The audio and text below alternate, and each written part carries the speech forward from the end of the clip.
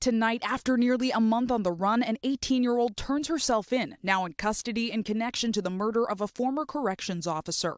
2 people charged after an alleged botched 2021 ransom plot, which began on the social media app Snapchat, according to police. My youngest son called me screaming that my son, Elias, had been shot. I jumped in the car immediately. I got there in 5 minutes. I watched him die right in front of my face, and it was horrific. The victim, Elias Otero, 24, engaged to be married. Instead, the family left to plan a funeral. He dedicated his life to law enforcement, and he was about to get married. He didn't get to do any of that. Elias killed in front of his home February 11th of last year in Albuquerque, New Mexico. A 17-year-old minor whose face we've blurred was charged with murder, kidnapping, 2 counts of armed robbery, and tampering with evidence. He turned himself in last month.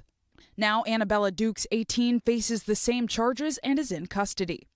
Police say Dukes allegedly used Snapchat to lure Elias's brother, Nicholas Otero, 20, to Alvarado Park in New Mexico. Nicholas was then kidnapped and carjacked by 3 people. Police say they drove to Elias's house, video calling him and demanding $1,000 ransom, threatening to kill his brother if he didn't comply.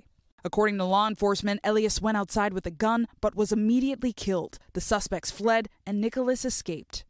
The minor's lawyer says he has entered a plea of not guilty, adding, quote, "Let this process play out. He enjoys the presumption of innocence, and there is very little by way of direct evidence at this point." 2 suspects are now in custody. One is expected to have a first hearing in 2 days.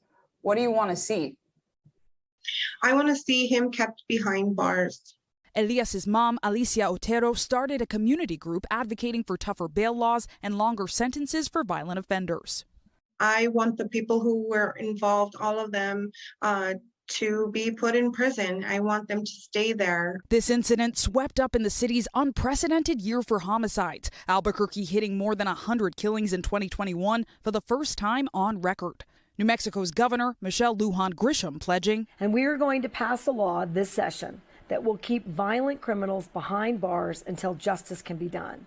Her proposal, a 19% raise for New Mexico police and hiring 1,000 more officers, all while community members like Elias's mother make calls for action. We're tired of this. We're tired of the violence.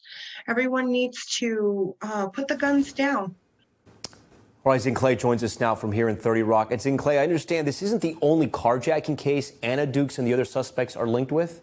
Yeah, Tom, that's right. The suspects fled the scene, but detectives were able to identify their vehicle with security footage and later linked it to a previous carjacking. We still don't know the identity of the other 2 alleged kidnappers. We also did reach out to the police department for more details and Snapchat, where many of the conversations with the suspects happened, according to police, and they did not immediately respond to our request for comment. Tom?